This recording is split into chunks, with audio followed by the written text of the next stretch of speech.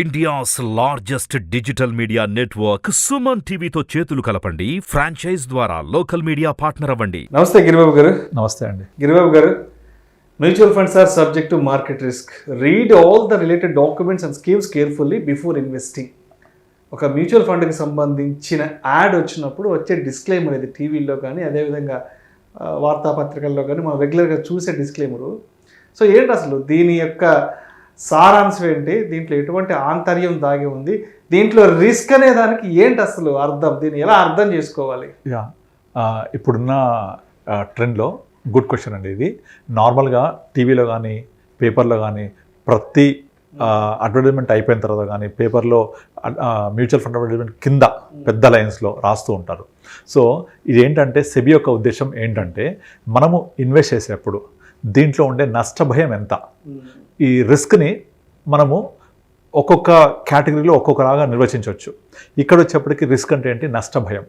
ఒకవేళ నేను ఇన్వెస్ట్ చేస్తే నాకు జరిగే నష్టం ఎంత, ఆ నష్టం ఎలా జరుగుద్ది, కనుక నష్టం జరిగే అవకాశం ఉంటుంది అని మనకు జారీ చేసే ఒక హెచ్చరిక లాంటిది అనమాట.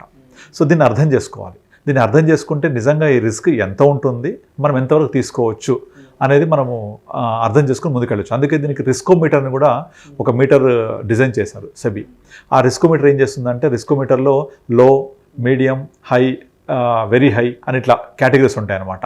మీకు మీటర్ వెరీ హై వెళ్ళినా కొద్దీ దాంట్లో రిస్క్ ఎక్కువ ఉంటుంది. రిస్క్ అంటే ఏంటి, మళ్ళీ రిస్క్ అంటే మీకు నష్టం వచ్చే అవకాశం ఉంటుంది అని ముందుగా తెలియపరచడం. దీనికి ఒక ఎగ్జాంపుల్ చెప్తాను. ఫర్ ఎగ్జాంపుల్, మనం ఏదో పని మీద బయటికి వెళ్ళాం, రోడ్డు మీద వెళ్తున్నాం, టూ వీలర్ మీద వెళ్తున్నప్పుడు టూ వీలర్ మీద మనము వెళ్ళి మన గమ్యస్థానానికి ఖచ్చితంగా చేరుకుంటామని గ్యారెంటీ ఇవ్వగలరా మీరు? లేదు. అంటే రిస్క్ ఉందా? అక్కడ ఉంది కదా. అక్కడ నోటీస్ బోర్డు కూడా ఉంటుంది రోడ్డు మీద, స్పీడ్ బ్రేకర్ హెడ్ అని కానీ 40 కిలోమీటర్ స్పీడ్తో వెళ్ళండి, లేకపోతే మలుపు ఉంది జాగ్రత్త వెళ్ళండి, హెచ్చరిక ఉంటుంది. అయినా సరే ఆ హెచ్చరిక ఉన్నా సరే, అరే హెచ్చరిక ఉంది ఇక్కడ, నేను వెళ్ళాను, నేను ఆగిపోతారా? వెళ్తారా మీరు?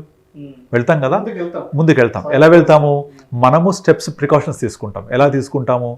ఫస్ట్ లెఫ్ట్ సైడ్లో డ్రైవ్ చేస్తాం, హెల్మెట్ పెట్టుకుంటాం, ఒక 40 kilometres 30-40 depending on the traffic minimum స్పీడ్లో వెళ్తాము. బండిలో ఫ్యూయల్ కరెక్ట్గా ఉండేలాగా, బండి కండిషన్ ఉండేలాగా జాగ్రత్తగా మన గమ్యస్థానాన్ని రీచ్ అవ్వడానికి మనం ప్రయాణం చేస్తూ ఉంటాం. ఇన్ని స్టెప్స్ తీసుకున్నా కూడా మన ఎదుటివాడు మన మీద వచ్చి, వాడు పొరపాటు వచ్చి మన మీద గుద్ది యాక్సిడెంట్ అయ్యే అవకాశాలు ఉన్నాయా లేదా? మనం జాగ్రత్తగా వెళ్తే సరిపోదు, మనం వెనక వచ్చేవాడు రావాలి, ముందు కూడా వచ్చేవాడు రావాలి. కనుక మనం ఎన్ని జాగ్రత్తలు తీసుకున్నా రిస్క్ అనేది ఎప్పుడు ఉంటుంది, ప్రతి పనిలో కూడా ఉంటుంది. ఇది అర్థం చేసుకొని ముందుకెళ్ళాలి. ఇప్పుడు ఈ రిస్క్ ఉందని మనం ఎవరైనా సరే రోడ్ ఎక్కకుండా ఆగిపోతామా? ఆగం కదా. ఖచ్చితంగా రోడ్డు మీద ప్రయాణం చేస్తాము, రిస్క్ ఉంటుందని తెలుసు, యాక్సిడెంట్ అని తెలుసు, అయినా జాగ్రత్తలు తీసుకొని ప్రయాణం చేస్తూనే ఉంటాం. సేమ్ మ్యూచువల్ ఫండ్స్ కూడా అంతే అనమాట. ఆ రిస్క్ అనేది ఏంటి, నష్టభయం. మార్కెట్ తగ్గితే మన పెట్టుబడి కూడా దాని విలువ తగ్గుద్ది అని, లోబడి ఉంటుంది అవుతుంది అని ముందుగా చెప్పడం. అయితే ఇప్పుడు మనం రోడ్డు మీద వెళ్ళేటప్పుడు ఎలాగైతే ప్రికాషన్స్ తీసుకున్నామో ఇక్కడ కూడా కొన్ని ప్రికాషన్స్ తీసుకోవాలి. సో ఇక్కడ ఏం ప్రికాషన్స్ తీసుకోవాలి? ఫస్ట్ ఆఫ్ ఆల్, ఇన్వెస్ట్ చేసే ముందు నా ఇన్వెస్ట్మెంట్ యొక్క గోల్ ఏంటి, నేను ఈ డబ్బులు 2 ఏళ్ళకి చేస్తున్నానా, 3 ఏళ్ళకి చేస్తున్నానా, 5 ఏళ్ళకి ఇన్వెస్ట్ చేస్తున్నానా, 10 ఏళ్ళకి ఇన్వెస్ట్ చేస్తున్నానా తెలుసుకొని ఇన్వెస్ట్ చేయాలి. ఒకవేళ నేను కనుక 10 ఏళ్ళు నా టార్గెట్ ఉండి లాంగ్ టర్మ్ ఇన్వెస్ట్మెంట్ అయితే nothing wrong in investing very high category also. ఎందుకు వెరీ హై కేటగిరీ అంటే ఏంటి? Small cap funds, sectoral funds, ఇలాంటివన్నీ వెరీ హై కేటగిరీలో వస్తాయి. ఇట్ ఇస్ రిటర్న్స్ కూడా బాగా ఇస్తాయి, ప్రొవైడెడ్ మీరు ఒక నిర్దిష్టమైన టైం ఉంటుంది దీనికి, at least minimum 6 to 7 years plus.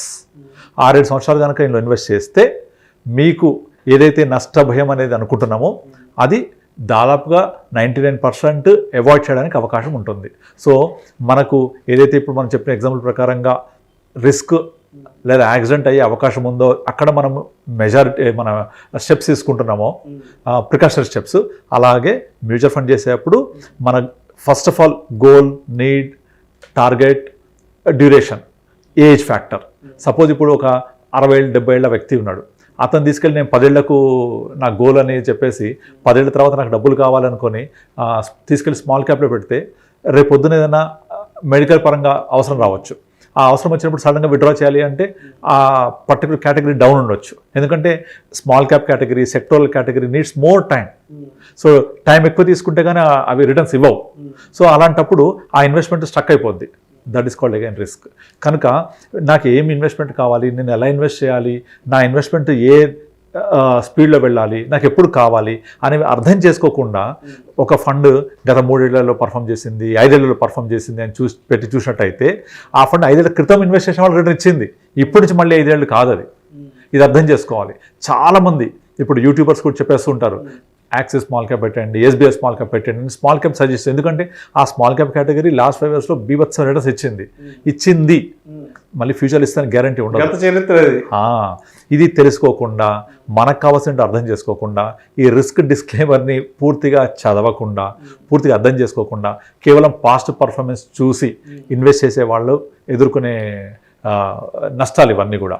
So అలా చెయ్యొద్దు అని దీంట్లో ఉండే ఒడిదుడుకుల గురించి హెచ్చరిక జారీ చేస్తూ సెబీ ఇచ్చే ఒక డిస్క్లైమర్ ఇది. సో దీన్ని మనం ఏం చేయాలి, అర్థం చేసుకొని మన గోల్ ప్రకారం కనుక ప్లాన్ చేసుకుంటే హ్యాపీగా ఈ రిస్క్ని అవాయిడ్ చేయొచ్చు.